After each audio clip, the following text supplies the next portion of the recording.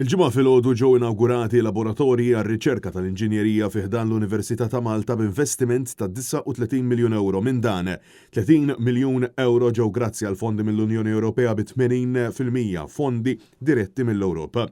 Dawn il-laboratorji huma parti mill-kumpless bl-isem Trake u se jilqgħu fihom studenti li qed jistudjaw f'livell ta' masters u dottorat.